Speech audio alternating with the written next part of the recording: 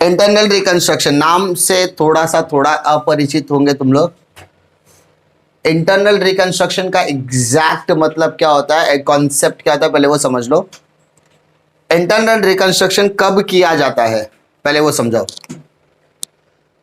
जब कोई भी ऐसी कंपनी जो लगातार लॉस मेकिंग कंपनी है, यानी कंपनी ऑलमोस्ट बर्बादी के कगार पर पहुंच गई, कंपनी ऑलमोस्ट वाइंडिंग अप मतलब कंपनी बंद होने के कगार पर है, तो उस बंद होने वाली कंपनी में एक लास्ट उम्मीद की किरण जो होती है ना, वो दो चीजें की होती है रिकंस्ट्रक्शन। मतलब अगर कंपनी को कंटिन्यूअस लॉस हो रहा है तो ऑब्वियसली बताओ लॉस मेकिंग कंपनी कौन चलाएगा, कोई नहीं। तो लॉस मेकिंग कंपनी का सिर्फ दो ही ऑब्जेक्टिव रहता है, या तो मैं बिजनेस बंद कर दूं या तो इस कंपनी के अंदर एक जान झोंक दूं।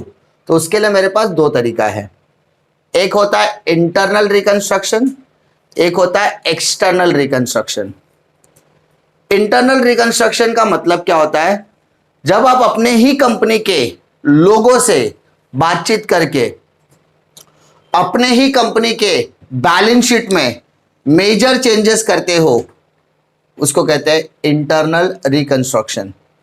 जिसका एडवांटेज ये होता है कि हमारी कंपनी की जो फाइनेंशियल पोजीशन है, हमारी कंपनी के जो असेट्स एंड लायबिलिटी का स्टेटमेंट है वो बेटर हो जाता है, और वो जो लॉस मेकिंग का स्टेटस है वो कहीं ना कहीं बैलेंसिंग होके एक नॉर्मल न्यूट्रल स्टेटस में कन्वर्ट हो जाता है। इसका एडवांटेज ये होता है कि फ्यूचर में अगर कभी भी हमें लोन लेना पड़े तो ऑब्वियसली हमें लोन मिलना चाहिए। तो इंटरनल रिकंस्ट्रक्शन का मेन मकसद बताता हूं कि पहला, at what stage internal reconstruction required, कौन से स्टेज पर इंटरनल रिकंस्ट्रक्शन की रिक्वायरमेंट होती है। तो सबसे पहले जब किसी भी कंपनी को लॉस मेकिंग कंपनी होती है, जब कोई भी ऐसी कंपनी जिसे लगातार क्या हो रहा है, लॉस, या जिस कंपनी के असेट्स एंड लायबिलिटीज में को ओवर वैल्यूड किया गया है, क्या किया गया है, ओवर वैल्यूड, ज्यादा दिखाया गया है, या ऐसी कंपनी जिसके अंदर इंटेंजिबल असेट्स, कौन से असेट्स, इंटेंजिबल असेट्स या फिक्टिशियस असेट्स ने अपना दावा बोल दिया, मतलब बहुत ज्यादा हो गए, इंटेंजिबल असेट्स और फिक्टिशियस असेट्स क्या हो गए, बहुत ज्यादा हो जाए। इन सभी चीजों की वजह से कंपनी की जो फाइनेंशियल पोजीशन होती है, कंपनी की कौन सी पोजीशन, फाइनेंशियल पोजीशन क्या होती है, वीक हो जाती है। क्या हो जाती है, वीक। अंडरस्टूड, फाइनेंशियल पोजीशन क्या हो जाती है, वीक। अच्छा, अगर किसी कंपनी की फाइनेंशियल पोजीशन अगर वीक हो जाती है और वो कंपनी को अगर पैसे की जरूरत है तो वो कंपनी करेगी क्या, शेयर इश्यू करेगी। शेयर इश्यू करने का मतलब शेयर बेचेगा, बदले में पैसा लेगा। लेकिन मुझे बताओ, कोई भी इन्वेस्टर किसी भी लॉस मेकिंग कंपनी में पैसा क्यों लगाएगा, सबसे बड़ा प्रॉब्लम है। यानी अगर मैं बोलूं मैं पिछले 12 सालों से लॉस में जा रहा हूं और आओ मेरे कंपनी में पैसा लगाओ, कौन लगाएगा, कोई नहीं। क्यों, लॉस मेकिंग कंपनी है। चलो ठीक है, मैं डिबेंचर होल्डर के पास जा रहा हूं, लगातार लॉस हो रहा है, डिबेंचर होल्डर बोला इसको तो लॉस हो रहा है तो मैं इस कंपनी में पैसा क्यों लगाऊं। मैं बैंक के पास गया, बैंक को बोला मुझे लोन चाहिए, वो उसने कंपनी की बैलेंस शीट उठाई और उसने देखा कि अरे कंपनी को तो लॉस हो रहा है, कंपनी की बैलेंस शीट में असेट साइड में प्रॉफिट एंड लॉस लिखा है, मतलब कंपनी को लगातार लॉस हो रहा है, तो मैं इस कंपनी को लॉस मेकिंग कंपनी को लोन क्यों दूंगा, क्योंकि मेरा लोन डूबने के चांसेस है। तो इन दैट केस कंपनी को किसी भी तरीके का फाइनेंशियल हेल्प मिलने वाला नहीं है। इन दैट केस कंपनी के पास सिर्फ ऑप्शंस बचे होते हैं, या तो वो कंपनी को बंद कर दे या तो वो कंपनी के अंदर एक सर्वाइवल चांस दे दे। ठीक है, तो कंपनी क्या करती है, तो इसके बाद कंपनी के पास सिर्फ दो ऑप्शंस अवेलेबल होते हैं। पहला, या तो वो कंपनी को वाइंड अप कर दे, वाइंड अप मतलब शट डाउन कर दे, है ना। और अगर कंपनी को शट डाउन करना है तो उसके लिए आपको लिक्विडेशन करना पड़ेगा। क्या करना पड़ेगा, लिक्विडेशन। और लिक्विडेशन ऑफ कंपनी का एक अलग से पूरा अकाउंटिंग प्रोसीजर है। कंपनी को बंद कर दो, कंपनी को बंद कर दिया तो सबका पैसा लौटाना भी पड़ेगा। तो इस इन दैट केस आपको कंपनी को शट डाउन करना, शट डाउन करने के लिए आपको लिक्विडेशन ऑफ कंपनी के अकाउंटिंग टर्मिनोलॉजी का इस्तेमाल करना है और आपके जितने भी असेट्स एंड लायबिलिटीज है उसको सब बेच बाच कर आपको सारा अकाउंट सेटल करके मार्केट से निकल जाना है। या तो आप क्या करोगे, कंपनी को सर्वाइवल की पोजीशन में लाने की कोशिश करोगे, survival. In that case survival में सिर्फ आपके पास दो ऑप्शंस अवेलेबल होते हैं, या तो आप इंटरनल रिकंस्ट्रक्शन करोगे या तो आप एक्सटर्नल रिकंस्ट्रक्शन करोगे। समझे? अब एक्सटर्नल रिकंस्ट्रक्शन में कंपनी के पास देयर आर 3 ऑप्शंस। एक होता है बेटा अमालगमेशन, सुना नाम होगा, कहीं ना कहीं सुना होगा अमालगमेशन ऑफ अ कंपनी। एक होता है एब्जॉर्प्शन, यानी हम किसी और कंपनी के साथ मिल जाए, या तो हम किसी कंपनी के साथ मर्ज हो जाए, मर्जर। कोई देखो एक कंपनी है, 2 कंपनी है, ए और बी दोनों ने मिलकर ए बी कंपनी बनाए, अमालगमेशन। हम किसी और कंपनी के साथ जुड़ जाए, मर्जर। या कोई दूसरी कंपनी हमारी लॉस मेकिंग कंपनी को अक्वायर कर ले, उसको बोलेंगे एब्जॉर्प्शन। अब कभी देखो इतनी मेहनत से मैंने बिजनेस खड़ा किया, लॉस में जा रहा हूं तो मैं अपने ईमान को कैसे बेचूं? तो मैं चाहता हूं यार मैं मेरे बिजनेस को किसी को टेक ओवर करने नहीं दूं, या मैं किसी और कंपनी के साथ मर्ज नहीं हूं। तो इन दैट केस मैं एक आखिरी कोशिश करना चाहता हूं। क्या कोशिश? मैं कंपनी के अंदर एक जान झोंकने की कोशिश करना चाहता हूं। तो इन दैट केस मैं बुलाऊंगा इंटरनल रिकंस्ट्रक्शन। इंटरनल रिकंस्ट्रक्शन के लिए मुझे 2 लोगों की परमिशन लगी। कितने लोगों के? 2। सबसे पहले मुझे सेंट्रल गवर्नमेंट, किसकी मदद? सेंट्रल गवर्नमेंट, और या एंड बोल सकते हैं कोर्ट। कोर्ट सुना ना? कोर्ट मतलब क्या बोलते हैं अपना केस जहां लड़ते हैं, ट्राइब्यूनल कोर्ट बोलते हैं। कि जो बिजनेस फर्म्स होते हैं ना, बिजनेस फर्म्स, बिजनेस से रिलेटेड जितने भी इश्यूज होते हैं उसको ट्राइब्यूनल कोर्ट में डाला जाता है। Tribunal, understood? बिजनेस रिलेटेड जितने भी केस, जैसे हम लोग का घर से रिलेटेड कोई केस रहेगा तो वो कहाँ पे जाता है? घरेलू कोर्ट में जाता है, ऐसा सब जाता है ना, छोटे छोटे केसेस में आता है। क्रिमिनल वाले के लिए अलग से कोर्ट है, तो हम लोग ने क्या किया, डोमेस्टिक कोर्ट रहता है अलग अलग। वैसे अगर ट्राइब्यूनल कोर्ट के अंदर सारे के सारे बिजनेस फर्म्स के मैटर्स आते हैं। यहाँ पर हमको परमिशन लेनी पड़ती है कि हम कंपनी के अंदर क्या करना चाहते हैं, इंटरनल रिकंस्ट्रक्शन। अब इंटरनल रिकंस्ट्रक्शन कैसे किया जाता है पहले वो समझो। अगर आपको कंपनी के अंदर इंटरनल रिकंस्ट्रक्शन करना है तो आपको 3 लोगों को, कितने लोगों को? 3 इंपॉर्टेंट चेंजेस करने पड़ेंगे। कितने चीजें? 3 इंपॉर्टेंट चेंजेस करने पड़ेंगे। सबसे पहले इंटरनल रिकंस्ट्रक्शन करने के लिए 3 इंपॉर्टेंट चेंजेस आपको करने पड़ेंगे। सबसे पहले कौन कौन से चेंजेस है पहले देखते हैं। Changes in rights. क्या बोला बेटा? Changes in rights. राइट्स मतलब अधिकार। 3 इंपॉर्टेंट लोगों के अधिकारों को आपको मॉडिफाई करना पड़ेगा। पहला और सबसे इंपॉर्टेंट राइट होता है शेयर होल्डर्स का, क्योंकि हमारे कंपनी के मालिक कौन होते हैं? अब बेटा ये शेयर होल्डर का मतलब, मेरा कहने का मतलब इक्विटी भी और प्रेफरेंस भी। हम बुलाएंगे, अभी कंपनी को परमिशन मिल गया इंटरनल रिकंस्ट्रक्शन वगैरह करने के, तो हम क्या करेंगे मालूम है? मैंने एक मीटिंग बुलाया, सारे शेयर होल्डर को बुलाया और उसको बोला देखो हमारी कंपनी को पिछले 12 सालों से लगातार लॉस हो रहा है और हम नहीं चाहते कि आपका पैसा डूबे, लेकिन हम आपको डिविडेंड भी नहीं दे सकते, लेकिन हम आपको बोलते हैं ना तहे दिल से शुक्रिया अदा करें कि आपने हमारी कंपनी के ऊपर अभी भी भरोसा बनाया हुआ है, लेकिन हम आपके भरोसे को तोड़ना नहीं चाहते। हमारे पास ऑप्शन अवेलेबल है कि हम दूसरी कंपनी के साथ मर्ज हो जाए, एक्वायर्ड हो जाए, या कोई और कंपनी हमें एब्जॉर्ब कर ले। हमारे पास ऑप्शन अवेलेबल है, लेकिन हम आपके भरोसे को तोड़ना नहीं चाहते। तो इसीलिए हम चाहते हैं कि आप हमारा साथ दीजिए। हम इस कंपनी के अंदर एक बार फिर से जान देना चाहते हैं, इस कंपनी को वापस से खड़े करना चाहते हैं। तो इस कंपनी को खड़ा करने के लिए हमें आपकी मदद की जरूरत है। ऐसा मोटिवेशनल स्पीक मारने का। शेयर होल्डर बोलेगा हाँ हम आपके साथ हैं, तो हमें क्या करना है बताओ। तो हम बोलेंगे हमको बाउंस बैक करने के लिए आपकी मदद चाहिए। बोले आप बोलो तो सही आपको क्या चाहिए। हमें आपका साथ चाहिए। तो साथ कैसे देना है? आपके जो 100 रुपए के शेयर है हम उसकी वैल्यू को कम करना चाहते हैं। मतलब पहले अगर आपने 100 रुपए का शेयर खरीदा होगा ना, तो आज के बाद आपके शेयर की वैल्यू 10 रुपए हो गई। मतलब पहले आपने कंपनी को 100 रुपया दिया था, अब कंपनी आपको 10 रुपया देगी, मतलब 90 रुपए की वैल्यू क्या होगी, कम। मतलब पहले आप कंपनी से कितना मांगने वाले थे, 100 रुपया, अब आप कंपनी से कितना मांग सकते हो, 10 रुपया।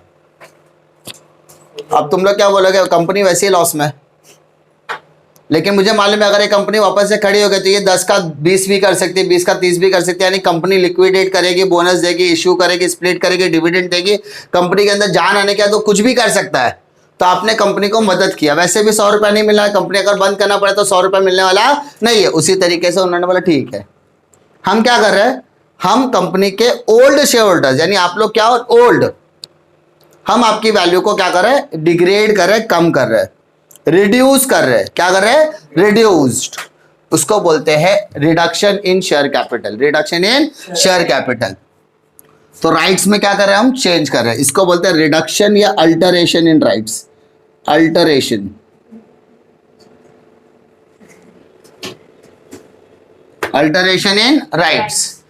अल्टरेशन का इन राइट्स का मतलब क्या, शेयर के आपके अधिकारों को कम कर रहे हैं। पहले 100 रुपए आप मांग रहे थे, आज के बाद आप मुझसे कितना मांगोगे, सिर्फ 10 रुपया मांगोगे। सिंपल, आपके अधिकारों को हमने क्या कर दिया, अल्टर कर दिया। अंडरस्टूड इतना? अच्छा चलो, पहले आप कितना मांग रहे थे, 100, आज कितना मांगोगे, 10। तो इसका मतलब हमारे लिए फायदा कि नुकसान है, हमारे लिए, हमारे लिए। हम कंपनी के पॉइंट ऑफ व्यू से सोचो, पहले मुझे आपको 100 रुपया देना था, आज क्या 10 देना है, तो मुझे कितना है, 90 रुपए का फायदा, प्रॉफिट है, मुझे 90 रुपए का क्या है, फायदा। सिंपल। अब चेंजेस इन राइट्स करते समय, चेंजेस इन राइट्स करते समय हम लोग एक अकाउंट बनाएंगे जिसका नाम होगा कैपिटल रिडक्शन। क्या होगा, कैपिटल रिडक्शन। क्या करेंगे हम लोग, कैपिटल रिडक्शन अकाउंट बनाएंगे, हम लोग आगे डिस्कस करेंगे, ठीक है। तो पहले शेयर होल्डर का बात कर लिया हम लोग ने। दूसरे लोग होते हैं हमारे लिए सबसे ज्यादा इंपॉर्टेंट, डिबेंचर होल्डर्स। कौन, debenture holder. Who is debenture holder? Debenture holder वो बंदा होता है जो हमारी कंपनी में पैसा देता है, बदले में डिबेंचर्स लेता है, और बदले में हम उसे क्या देते हैं, हर साल इंटरेस्ट, क्या पे करते हैं, इंटरेस्ट। अब दूसरा मीटिंग, तुम लोग ने राजी होगा, अभी तुम लोग गए, तुम्हारी जगह पे डिबेंचर होल्डर आएंगे। डिबेंचर होल्डर वाले को मैंने वापस सेम मोटिवेशनल स्पीकर दिए, सब कुछ दिया, और कंपनी वाले ने बोला अभी ठीक है, हमसे क्या एक्सपेक्ट करते हो। तो हम बोलेंगे आप हमारी कंपनी में पहले जितना पैसा मांग रहे थे ना, हम उसका आधा ही दे सकते हैं आपको, 10% दे सकते हैं, 20% दे सकते हैं, 30%, जो हमको मिलाई के हम उतना दे सकते हैं। साथ ही साथ आपको हमें ब्याज भी देना, वो ब्याज में भी हमको थोड़ा सा सहूलियत दे दो। तो हम क्या कर रहे हैं, डिबेंचर होल्डर्स को भी कन्विंस करने की कोशिश कर रहे हैं, और मुझे मालूम है कंपनी का साथ देने के लिए वो कन्विंस भी हो जाएंगे, तो डिबेंचर होल्डर भी क्या हो गया, कन्विंस हो जाएगा। सिंपल। तीसरा किसे मनाना है, तीसरा हमें मनाना है हमारे आउटसाइडर्स लायबिलिटी को। किसको मनाना है, आउटसाइडर्स लायबिलिटीज।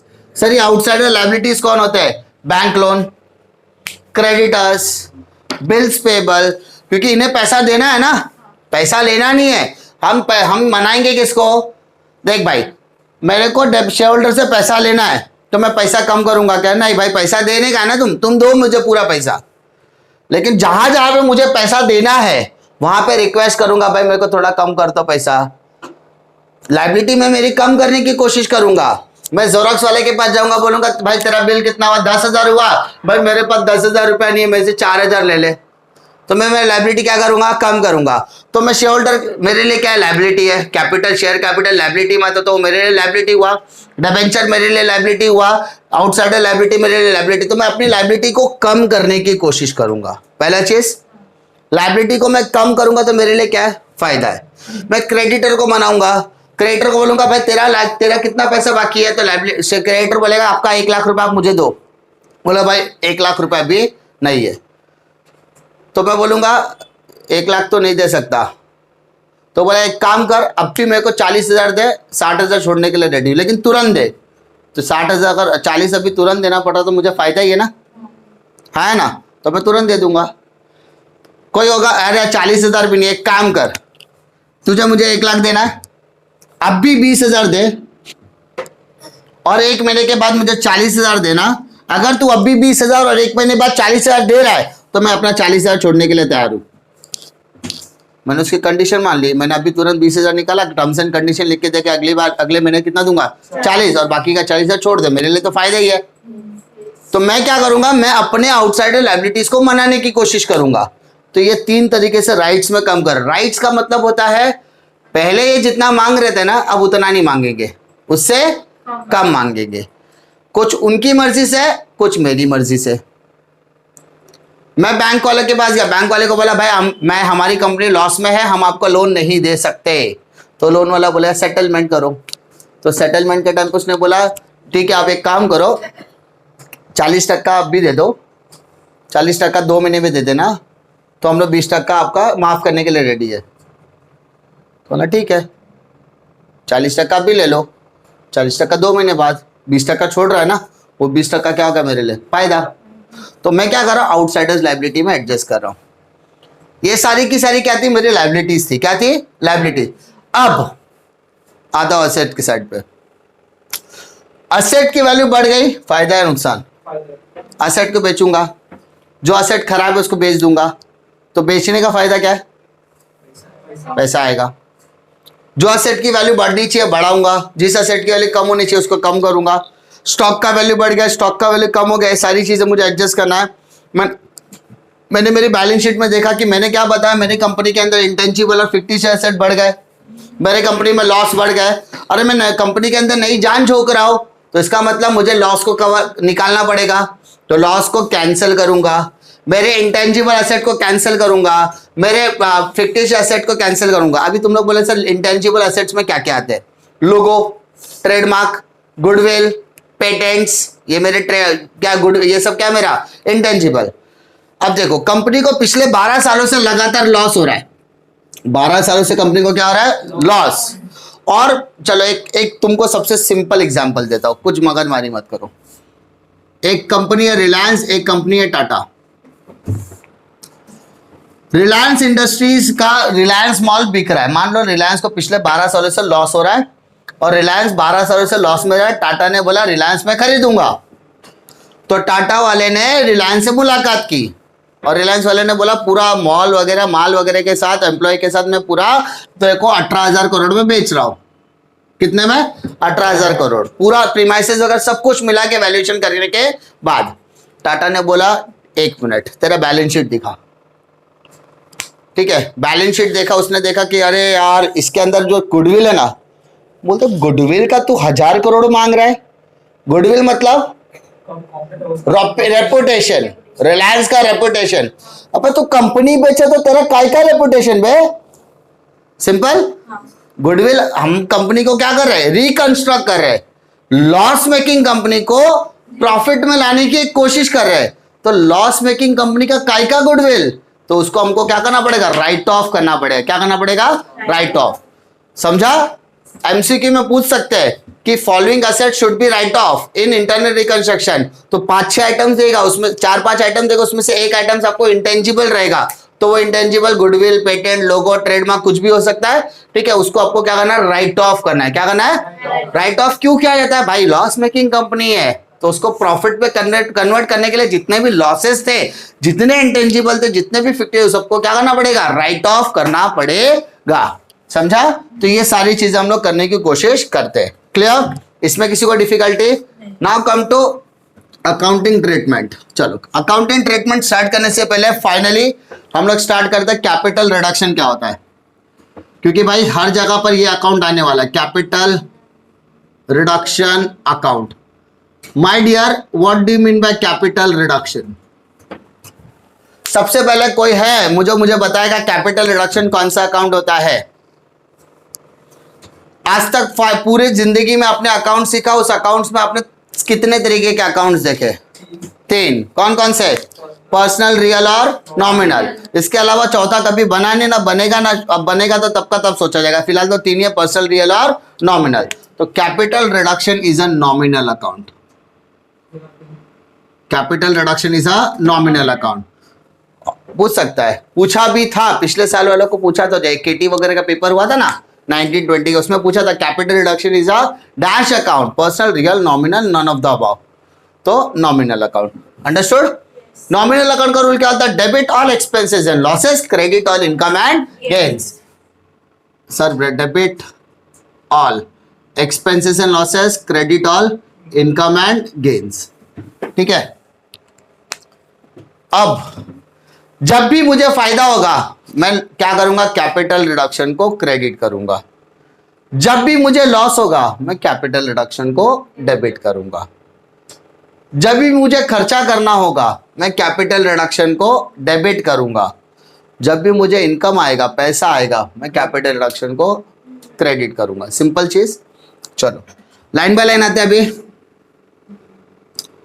सबसे पहले क्या करने का? कभी भी इंटरनल रिकंस्ट्रक्शन का सम सॉल्व करने से पहले सबसे पहले स्टेप होगा, स्टेप नंबर वन, ठीक है, right of all fictitious and intangible assets. क्या बोला बेटा? सबसे पहले क्या करने का? जितने भी फिक्टिशियस और इंटेंजिबल असेट्स है उसको राइट ऑफ करने का। ठीक है, राइट ऑफ मतलब कैंसिल करने का। तो मुझे बताओ ये सारे के सारे असेट्स डेबिट में होंगे या क्रेडिट में होंगे? इन शॉर्ट बोला जाए तो बैलेंस शीट में होंगे। बैलेंस शीट में असेट में होगा कि लायबिलिटी में होंगे? असेट मतलब डेबिट बैलेंस या क्रेडिट बैलेंस? डेबिट बैलेंस है तो उसको इन्वर्ट करते समय क्या होगा? क्रेडिट। क्या हो जाएगा? क्रेडिट। तो जैसे to goodwill account, to trademark, सुना होगा? ट्रेडमार्क, लोगो, पेटेंट्स, ये सब सुना है ना? इस तरीके क्या होगा? कंप्यूटर सॉफ्टवेयर एंड ऑल, ये सारे क्या है? अपने इंटेंजिबल असेट्स। फिक्टिशियस में क्या आएगा? Share issue expense. क्या आएगा? Share issue expense, heavy advertisement expense and all. उसके अलावा कंपनी के सबसे इंपॉर्टेंट हिस्से में आएगा प्रॉफिट एंड लॉस। ये प्रॉफिट एंड लॉस आपको कहाँ मिलेगा ना? कंपनी की बैलेंस शीट में मिलेगा। कहाँ मिलेगा? कंपनी की बैलेंस शीट में, वो भी कौन से साइड? Asset side. लॉस हो रहा है इसलिए तो असेट में डाले। अच्छा, मैंने क्या बताया? ये सारे असेट्स को हम लोगों ने कम कर दिया। ये सारे असेट्स पहले बैलेंस शीट का हिस्सा थे, अब ये बैलेंस शीट का हिस्सा नहीं है। तो फायदा या नुकसान? फायदा या नुकसान? बोलो पहले बताओ, वापस बता रहा हूं। ठीक है, सबसे पहला चीज गुडविल असेट में था। Trademark, logo, patents, share issue expense, profit and loss, ये सब मेरे असेट में थे। ये सब की वजह से मेरी बैलेंस शीट हैवी हो गई थी, बढ़ गई थी। अब ये सब की वजह से बैलेंस शीट क्या हो रही है? कम हो रही है। तो लॉस हो गया ना मेरे लिए। तो लॉस होगा तो क्या लिखूंगा? Capital reduction account. समझ में आ रहा है क्या? नहीं रहा? मेरे पास 10 लाख रुपए का गुडविल था, आज के बाद गुडविल का 1 रुपया नहीं मिलने वाला है। लॉस। पहले मैंने लोगो बनाता था तो मेरा जो जीवन ज्योति का लोगो था, LIC का लोगो था, वो लोगो देख के लोग पहचानते थे कि अरे ये एयरटेल की कंपनी है, LIC की कंपनी है, ये रिलायंस की कंपनी है, टाटा की कंपनी है। अब वो लोगो का ही वैल्यू नहीं है। क्या हो गया? लॉस। तो लॉस होगा तो capital reduction account debit. Understood? पहले क्या करने का? जितने भी बैलेंस शीट के अंदर इंटेंजिबल असेट्स और फिक्टिशियस उसको राइट ऑफ करने का। Second step number 2, reduction of holding of share holder. अब क्या कर रहा है? Reduction in share capital. Share capital को क्या कर रहे हैं हम लोग? कम कर रहे हैं। मानो मैंने क्या बताया? 100 रुपए का शेयर 10 रुपया कर रहे हैं। 100 रुपए का शेयर 10 रुपया कर रहे हैं। तो लिखते समय कैसे लिखोगे? Share capital account debit to share capital account to capital reduction account. Shortcut लिख रहा हूं मैं फिलहाल। कैसे बोलोगे सर? हमने आपसे 100 रुपए का शेयर कैपिटल लिया, आज के बाद हम आपको 100 नहीं, आज के बाद आपको 10 रुपया देंगे, तो हमारे पास फायदा कितना हुआ? 90 रुपीज। तो 90 रुपीज हमारा क्या होगा? Capital reduction. अरे समझा? समझ में आ रहा है? नहीं समझा? वापस देखो, बैलेंस शीट है, बैलेंस शीट की लायबिलिटी में शेयर कैपिटल लिखा होगा। ये शेयर कैपिटल 100 रुपया लिखा है। क्रेडिट, लायबिलिटी मतलब क्रेडिट साइड, राइट ऑफ करना है, कम करना है, इसकी वैल्यू को क्या करना है? कम करनी है। और इसकी वैल्यू को क्या करना है, कम करनी है। तो ये क्रेडिट है, तो क्रेडिट का उल्टा क्या आता है, डेबिट। तो शेयर कैपिटल डेबिट, कितना रुपया, 100 रुपया। कितना हो गया, 100। आज के बाद तो 100 रुपया मत दे, आज के बाद कितना दे, 90 रुपया दे, 10 रुपया दे, 20 रुपया दे, 30 रुपया दे, जितना देना है उतना दे। तो वो वैल्यू इधर। तो पहले ओल्ड वैल्यू और न्यू वैल्यू में फर्क आया, उसको बोलेंगे कैपिटल रिडक्शन वैल्यू। क्या बोलेंगे, कैपिटल रिडक्शन। याद रखने के लिए old value to new value to capital reduction, ऐसा याद रखने का। कभी भी याद रख, किसी भी एसेट्स और किसी भी लाइबिलिटी को अगर रीवैल्यू करना है, किसी भी लाइबिलिटी को अगर रीवैल्यू करना है, किसी भी लाइबिलिटी को अगर रीवैल्यू करना है, liability account debit to liability to capital reduction. क्या बोला, liability account debit to liabilities to capital reduction, liability account debit to liability to capital reduction. जो डेबिट किया है ना, डेबिट, वो ओल्ड वैल्यू। जो नीचे क्रेडिट बोला है ना, टू लाइबिलिटीज, वो न्यू वैल्यू। दोनों में जो फर्क आया है उसको बोलेंगे कैपिटल रिडक्शन। क्या बोलेंगे, capital. Old value to new value to reduction value, समझा, old value to new value to capital. Equity share capital का वैल्यू चेंज हो गया, इक्विटी शेयर कैपिटल का वैल्यू चेंज हो गया। Entry, equity share capital account debit to equity share capital to capital reduction. मैंने preference share capital का value change कर दिया, कम कर दिया। क्या entry, preference share capital account debit to preference share capital to capital reduction. मैंने debenture की वैल्यू चेंज कर दी, एंट्री डिबेंचर का account debit to debenture account to capital account, simple है ना, कैपिटल रिडक्शन। फिर मैंने क्रेडिटर की वैल्यू चेंज कर दी, क्रेडिटर बोलता था पहले 50,000 दो, मैं उसको मना के 20,000 में सेटल कर दिया। बोल रहा है बहुत 50 नहीं दे सकता, मैं 20,000 ही दे सकता हूँ। क्रेडिटर बोला ठीक है दे। क्रेडिटर 50 देना था, तो ओल्ड वैल्यू 50,000, नई वैल्यू 20,000, बचा कितना 30, capital reduction. Simple, old value to new value to capital reduction. वो बोला 20,000 कब दे रहा है, अब भी दूं, ले भाई कैश। तो share capital sundry creditor account debit to cash account. Simple, settlement वगैरह भी उसी तरीके से एडजस्ट करना है। अरे अंडरस्टूड। वापस बोला, स्टेप नंबर 3, डिबेंचर वैल्यू देखो, डिबेंचर वैल्यू रीवैल्यूड। डिबेंचर को क्या कर हम लोग बेटा, रीवैल्यू। रीवैल्यू किया तो एंट्री क्या लिखोगे, डिबेंचर कैपिटल अकाउंट डेबिट या debentures account debit to debentures account to capital reduction account. Simple, वो entry old value to new value to capital reduction value. Simple. अभी डिबेंचर वाला बोला ठीक है आपको कितना देने का, लाख रुपया देने का, एक काम करो मुझे लाख रुपया मत दो, मुझे 20,000 दो, लेकिन अभी का अभी दो। तो हमारा तो फायदा ही है ना। तो हम क्या करेंगे, जहां पर अच्छा वो वैल्यू आगे कंटिन्यू हो रही है क्या, पहला चीज, कंपनी है, कंपनी ने डिबेंचर होल्डर से 100 रुपया लिया था। अब company is not able to make the payment of 100 rupees. Company ने बोला हम आपको 100 रुपया नहीं दे सकते, क्या करना है बोलो। डिबेंचर वाला बोला 80 रुपया दे दे, कंपनी ने बोला नहीं है। डिबेंचर ने बोला 50 रुपया दे दे, कंपनी ने बोला नहीं है। डिबेंचर ने बोला 30 रुपये से नीचे नहीं चाहिए मुझे, कंपनी ने बोला हाँ है। तो ठीक है, तो entry debenture account debit to debenture to capital reduction. 100 रुपया था, 30 में सेटल कर दिया, 70 रुपया अपने लिए प्रॉफिट हो गया। ठीक है, 30 रुपया ना अगले महीने देता हूँ, अब भी दे, ऐसा होता ना, डिबेंचर बोलेगा तुरंत दे। तो ये डिबेंचर जो लिख रहे हैं ना उधर लिखेंगे कैश बैंक। सिंपल, तुरंत पेमेंट कर दिया ना, तुरंत सेटलमेंट हो गया। तो वहां पर नया वैल्यू कब आएगा, जब वो आगे फॉरवर्ड होगा, अदरवाइज उसकी जगह पर क्या आएगा, कैश बैंक। सिंपल। एक और कंडीशन बताता हूं, वो लाइबिलिटी में आप लोग फॉरवर्ड कर सकते हैं, आउटसाइड लाइबिलिटी में। सेंट्री क्रेडिटर बोला 70,000 रुपया, कितना, मैं क्रेडिटर को मिलने के लिए कहा 70,000 रुपया। अरे सर बहुत हालत खराब है, कंपनी को रिकंस्ट्रक्ट करा, आपसे मदद चाहिए। हाँ बोलो ना क्या मदद चाहिए, मैं आपको 70,000 नहीं दे सकता, तो मैं आपसे कंसेशन चाहता हूँ। तो उसने बोला एक काम करो, मैं आपको 10,000 रुपये का कंसेशन दे सकता हूँ, लेकिन उसके लिए आपको आधा पैसा आप भी देना पड़ेगा। तो मैंने बोला ठीक है, तो आप कितने का कंसेशन दे रहे हैं, 10,000। तो वो मेरे लिए क्या हो गया, फायदा कैपिटल रिडक्शन में। तो बचा कितना, 60,000, आधा पैसा ना। कैश बैंक में डालूंगा 30,000, तो बाकी का आधा पैसा बाद में दूंगा।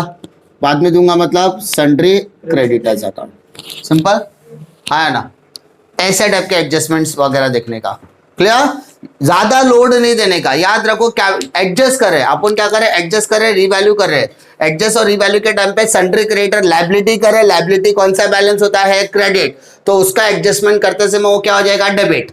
लायबिलिटी कौन सा बैलेंस होता है, क्रेडिट, उसका एडजस्टमेंट करते समय क्या हो जाएगा, वो डेबिट। डेबिट हुआ मतलब अब adjustment, sundry creditor debit, bills payable debit, कुछ भी डेबिट रहेगा। टू पहला तो कैपिटल रिडक्शन। दूसरा, पैसा दे रहा है क्या, हाँ, तो बैंक नहीं दे रहा है तो सीधा वही अकाउंट वापस आ जाएगा, तो रिडक्शन वैल्यू के साथ। सिंपल है ना। तो इस तरीके से आपको क्या करना है, आउटसाइडर लायबिलिटी को भी एडजस्ट करना है, आउटसाइडर लायबिलिटी को भी एडजस्ट करना है। सिंपल। तो स्टेप नंबर 4 खाली नाम के लिए लिख देता, आप लोग को याद रहेगा आउटसाइडर लायबिलिटी एडजस्ट करना है। तो आउटसाइडर लायबिलिटी के लिए कैसे करना है, outsider liability account debit to outsider liability. अब आउटसाइडर लायबिलिटी में सब आ गया बेटा, to bank, to capital reduction account. अब याद रखने के लिए तुम लोग को वो लिख देता हूं, यहां पर क्या लिखोगे, ओल्ड वैल्यू, यहां क्या लिखोगे, न्यू वैल्यू, यहां पर क्या लिखोगे, पेड वैल्यू, कितना पे किया, और यहां पर क्या आएगा, रिडक्शन वैल्यू, कितना कम कर दिया, है ना। कुछ भी आने दे, टफ से टफ सम आने तो आराम से कर सकते हैं तुम लोग। एक दो सम कराऊंगा मैं तो आइडिया मिलेगा कैसे करना है। समझा आउटसाइडर लायबिलिटी कैसे हुआ। कभी कभी क्या होता है ना, मैं जो खर्चा मुझे नहीं करना होता ना वो भी करना पड़ता है। कंपनी बंद हो रही है, जान झोंकने के लिए कुछ तो करना पड़ेगा, तो कुछ खर्चे होते हैं जिसको करना पड़ेगा। अभी मीटिंग बुलाने की जरूरत नहीं थी, शेयरहोल्डर को बुलाया, डिबेंचर को बुलाया, क्रेडिटर को बुलाया, बिल्स पेपर को बुलाया, बैंक वाले को बुलाया, सबको बुलाया। अच्छा, बुला के सिर्फ एसी का हवा खिला के छोड़ूंगा क्या, नहीं। उनको बुलाना मतलब ऐसा घर पे बुला सकते हैं क्या, नहीं। मीटिंग हॉल बुक करना पड़ेगा, खाना पीना नाश्ते का अरेंजमेंट करना पड़ेगा, बाटली में डालना है ना, उनको मनाना है ना, तो उसके लिए कुछ खर्चा करना पड़ेगा। उसको बोलते हैं रिकंस्ट्रक्शन एक्सपेंस। क्या बोलते हैं, रिकंस्ट्रक्शन एक्सपेंस। तो इस किसी भी तरीके का रिकंस्ट्रक्शन एक्सपेंस होगा, रिकंस्ट्रक्शन एक्सपेंस, तो बेटा उस रिकंस्ट्रक्शन एक्सपेंस को हम लोग डालेंगे कैपिटल रिडक्शन। और मैंने आपको बताया कोई भी एक्सपेंस होगा वहां पे कहां डालना है, डेबिट। डेबिट मतलब capital reduction account debit to bank account. अरे तकलीफ, नॉर्मली ये पूछता है रिकंस्ट्रक्शन एक्सपेंसेस, तो एंट्री क्या है कि capital reduction account debit to bank. अभी कभी कभी क्या होता है, कंपनी को जैसा खर्चा करना पड़ा, कभी कभी फायदा भी होता है। इतना बुरा, कंपनी की इतनी बुरी हालत देखने के बाद डिबेंचर होल्डर को तो चलो ठीक है, शेयर होल्डर सबको मना लिया, कंपनी का जो डायरेक्टर था ना वो बहुत इमोशनल हो गया। मैं इतना बोलते बोलते एकदम मोटिवेशन कर दिया, डिबेंचर होल्डर जो था अपना बोर्ड ऑफ डायरेक्टर बहुत इमोशनल हो गया। उसने बोला मैं कंपनी की मदद करना चाहता हूँ, ये कंपनी ने मुझे मेरे जिंदगी के 25 साल इस कंपनी को मैंने दिया है, मैं इस कंपनी के लिए कुछ करना चाहता हूँ। मतलब क्या करोगे, मैं आपको 2 लाख रुपया दूंगा, पैसा आ रहा है, बैंक अकाउंट डेबिट, मतलब बाद में मांगूंगी भी तो नहीं मांगूंगा, फायदा हो गया ना। Bank account debit to capital reduction. चलो अगर बाद में मांगता तो bank account debit to director loan. Simple, मांगा तो लोन, नहीं मांगा तो कैपिटल रिडक्शन। सिंपल, समझा।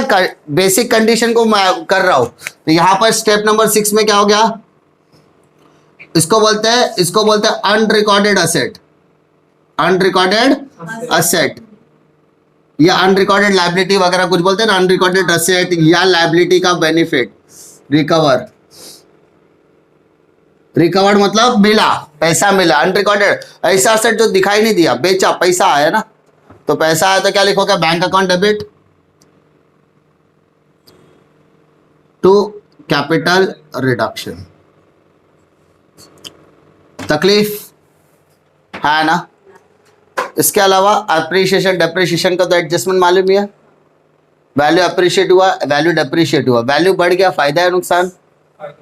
तो अभी इसके बाद स्टेप नंबर 7 में हम लोग क्या कर सकते हैं, वैल्यू अप्रिशिएशन या डेप्रिसिएशन। मेरे को बताओ, अगर किसी भी एसेट की वैल्यू बढ़ गई तो पहले एसेट की वैल्यू बढ़ गई तो एंट्री क्या लिखोगे, asset account debit to capital reduction account. अरे हाँ ना। अगर लायबिलिटी की वैल्यू बढ़ गई, लायबिलिटी की वैल्यू बढ़ गई तो कैपिटल क्या लिखोगे, capital reduction account debit to liabilities account. अरे नहीं समझा, पहले 10 रुपया देना था। चलो मैं एक एग्जांपल देता हूँ। मैं ना बजाज फाइनेंस के पास गया, उससे मैंने लोन लिया था। बजाज फाइनेंस वाले ने बोला लोन तो लौटा नहीं पा रहे हो, मतलब मेरे को कुछ मोहलत और चाहिए। तो उसने क्या बोला, ठीक है 2 महीने का टाइम और दूंगा, लेकिन आपने मुझसे 1 लाख का लोन लिया था, अब आपको 1,10,000 लौटाना पड़ेगा। तो क्या हो गया, लायबिलिटी बढ़ गई या कम हो गई? बढ़ गई। कोई होता है ना, हम लोग जाते हैं मन्नत करने, बोला ठीक है टाइम ज़्यादा दूंगा लेकिन ब्याज लगेगा, तो लायबिलिटी बढ़ गई। Entry capital reduction account debit to liability, क्योंकि नुकसान है मेरे लिए, 10,000 देना पड़ रहा है लेकिन नुकसान है, तो एंट्री तो पास करनी पड़ेगी, capital reduction account debit to liabilities. Simple. उसी तरीके से अगर एसेट की वैल्यू कम हो गई तो एंट्री क्या पास करोगे, capital reduction account debit to assets. अरे हाँ है ना। और अगर लायबिलिटी की वैल्यू इंक्रीज हो गई, सॉरी डिक्रीज हो गई, अगर लायबिलिटी की वैल्यू डिक्रीज हो गई तो entry liability account debit to capital reduction account. तकलीफ? नॉर्मली यही सारी चीजें आपको क्वेश्चन में देखने के लिए मिलेगी। ठीक है, ये सारी चीज करने के बाद कंपनी फिर से अपनी बोलते हैं ना पोजीशन में खड़ा हो जाता है, और खड़ा करने का मेन रीजन होता है एक अकाउंट जिसका नाम होता है कैपिटल रिडक्शन। समझा? हमने सिर्फ क्या किया, हमने सिर्फ हमारे रिसोर्सेस का इस्तेमाल किया, सबके पास गए, हर इंसान के पास गए, हर लायबिलिटी वाले के पास गए, शेयर कैपिटल को बोल के उससे वैल्यू कम कराया, डिबेंचर को बोल के उसकी वैल्यू कम कराया, आउटसाइडर लायबिलिटी को बोल के उसकी वैल्यू कम कराया, क्रेडिटर को बोल के उसकी वैल्यू कम कराया, बिल्स पेबल को बोल के उसकी वैल्यू कम कराया। अडानी वाले का लाइट बिल बहुत फेंक रहा था, उसको कन्विंस करके उससे लायबिलिटी कम करवाया, तो वैल्यू कम कराया ना, तो वैल्यू कम कराया तो हमारे लिए क्या हो गया, फायदा। अब मेरे पास जो असेट्स पड़े थे वो असेट कुछ काम के नहीं थे। देखा मैंने मेरे कंपनी में 15 मशीनरी है, लेकिन मैंने जब का फिजिकल वेरिफिकेशन कराया तो पता है 10 मशीन तो सड़ के बेच दिया या सड़ी पड़ी है, तो वैसे मशीन को रख के करूंगा क्या? सारे एसेट्स को मैंने क्या किया, बेच दिया। पैसा आएगा कि जाएगा? आएगा। तो ये सारी चीजें करने के बाद मेरी कंपनी में अब कुछ हद तक जान आ सकती है। उस जान आए हुए अकाउंट को कहते हैं कैपिटल, उसकी मेन वजह होता है कैपिटल रिडक्शन, इसको कहते हैं इंटरनल रिकंस्ट्रक्शन। और एट द लास्ट हम लोग क्या करेंगे, कैपिटल रिडक्शन को इज्जत देंगे। इज्जत देना मतलब उसके अकाउंट को टैली करेंगे अकाउंट, तो उसका बैलेंसिंग फिगर आएगा। उसका क्या आएगा, बैलेंसिंग फिगर आएगा। अब वो बैलेंसिंग फिगर अगर डेबिट में आया, कहां आया, डेबिट में, तो एंट्री लिखोगे capital reduction account debit to capital reserve account, capital reserve. और अगर उसका बैलेंसिंग फिगर क्रेडिट में आया तो हम लोग लिखेंगे goodwill account debit to capital reduction account. That's it. हाँ है ना। तब जाके हमारी कंपनी में क्या आएगी, थोड़ी सी जान आएगी। इसके अलावा बहुत सारे ऐसे चीजें थी जो बेसिक चीजें हैं, लेकिन एक आध दो सम करने के बाद आपको सारी चीजें क्लियर होगा। ठीक है, फिलहाल इंटरनल रिकंस्ट्रक्शन का बेसिक कॉन्सेप्ट एक ही है कि हमें हमारी कंपनी को फिर से खड़ा करना है। खड़ा करने के लिए हमें हमारी कंपनी के बैलेंस शीट में चेंजेस करनी होगी। तो कंपनी में 2 चीजें, मतलब किसी भी क्वेश्चन के अंदर 2 चीजें दी होगी, एक तो कंपनी की बैलेंस शीट, दूसरा एडजस्टमेंट। एडजस्टमेंट में क्या दिया होगा, शेयर कैपिटल की वैल्यू कम हुई, लायबिलिटी की वैल्यू बढ़ गई, लायबिलिटी की वैल्यू कम हो गई, asset appreciate, asset depreciate, fictive asset write off, intangible asset write off, यही सारे आइटम्स वहां पर दिए होंगे। वो सारे एडजस्टमेंट करने के बाद आपकी कंपनी की एक नई बैलेंस शीट बनेगी। उस बैलेंस शीट को बनाने के लिए सबसे इंपॉर्टेंट अकाउंट होगा कैपिटल रिडक्शन। उस कैपिटल रिडक्शन को क्लोज करने के बाद आपको कैपिटल रिजर्व या गुडविल मिलेगा, और जब उसको आप बैलेंस शीट में ट्रांसफर करोगे नई वैल्यू के साथ, हम कहीं पर भी ओल्ड वैल्यू लिखने वाले नहीं है। कहां पर, नई बैलेंस शीट में। नई बैलेंस शीट में एक नया वैल्यू आएगा, वो सारी नई वैल्यूज को लिखने के बाद बैलेंस शीट टैली होगी। और उस बैलेंस शीट की खासियत ये होगी, अब उस बैलेंस शीट को देख के कोई भी इन्वेस्टर हमारी कंपनी में पैसा लगाना पसंद करेगा। ठीक है, कंपनी को पैसा लगेगा तो कंपनी शेयर बेचेगा, पैसा लेगा, ये सारी चीजें वहां पर भी चलने वाली है। मैं वो सारे आइटम्स को डिस्कस कर रहा हूं जहां पर हमें बहुत ज्यादा इंटरेस्ट है। अभी कंपनी को पैसा चाहिए, कंपनी ने क्या एसेट बेचा, पैसा आया, cash account debit to assets account. Company को लग रहा है कंपनी ने बैंक लोन पे करना चाहिए, तो bank loan account debit to bank. ये तो मुझे मालूम है, पैसा आता है तो डेबिट, जाता है तो क्रेडिट, ये नॉर्मल आइटम्स है। कोई कोई बोलेगा नहीं मेरे को कॉम्प्रोमाइज नहीं करने का है, तो भाई तुझे कॉम्प्रोमाइज नहीं करना है, कोई बात नहीं। तेरी ओल्ड वैल्यू 10 लाख थी, आज भी तेरी 10 लाख ही रहेगी। जिसको कॉम्प्रोमाइज करना वो कॉम्प्रोमाइज करेगा, जिसने नहीं करना उसकी वैल्यू एज इट इज। जिसको लगता है कॉम्प्रोमाइजेशन के बदले में वो पैसा चाहिए तो पैसा भी देंगे, किसी को लगता है पैसा मिलना चाहिए तो पैसा लेंगे भी। हमें सिर्फ क्या करना है, हमारी कंपनी के पूरी बैलेंस शीट के अंदर लायबिलिटी को कन्विंस करके उसकी लायबिलिटी कम करवानी है, और एसेट के अंदर जितने भी लॉसेस थे, जितने भी इंटेंजिबल थे, उसको राइट ऑफ करना है। उसके अलावा जो असेट्स हमारे पास बचे, मतलब मशीनरी बची, उसका डेप्रिशिएशन कर सकते तो करो, नहीं कर सकते मत करो। स्टॉक की वैल्यू अप्रिशिएट होगी, डेप्रिशिएट होगी, डेटर की वैल्यू अप्रिशिएट होगी, डेटर की वैल्यू डेप्रिशिएट होगी। तो सारी चीजों को कन्विंस करना है। डेटर को बोलेंगे डेटर मतलब कस्टमर को बोलेंगे भाई 50,000 रुपए तेरा बाकी देगा कब? नहीं है सर, एक काम कर 40,000 दे, 10,000 माफ करता हूं, तुरंत 40,000 देगा वो निकल। 10,000 का बेनिफिट उसको मिल रहा था, हम लोग 40,000 निकलवा रहे हैं ना, cash bank account debit to debtors. तो बचा क्या, 10,000 का लॉस हुआ तो कैपिटल रिडक्शन डेबिट हो जाएगा। तो ये सारी प्रैक्टिकल चीजें करने के बाद हमारे अकाउंट में कैपिटल रिडक्शन को टैली करना है, और टैली करने के बाद हमारी नई बैलेंस शीट बनने वाली है। इंटरनल रिकंस्ट्रक्शन का फायदा एक ही है कि कंपनी वापस से एक चांस चाहती है, वो किसी और कंपनी के साथ अमालगमेशन नहीं चाहती, वो किसी और कंपनी के साथ जुड़ना नहीं चाहती, वो कंपनी अपने आप अपने पैरों पे फिर से खड़ी होना चाहती है।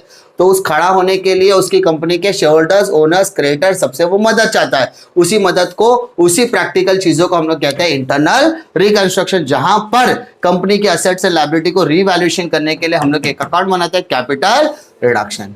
ठीक है, और तब जाके कंपनी की एक नई बैलेंस शीट बनेगी जो कंपनी को ना तो लॉस मेकिंग दिखाएगी, ना ही कंपनी को प्रॉफिट मेकिंग दिखाएगी। अंडरस्टूड?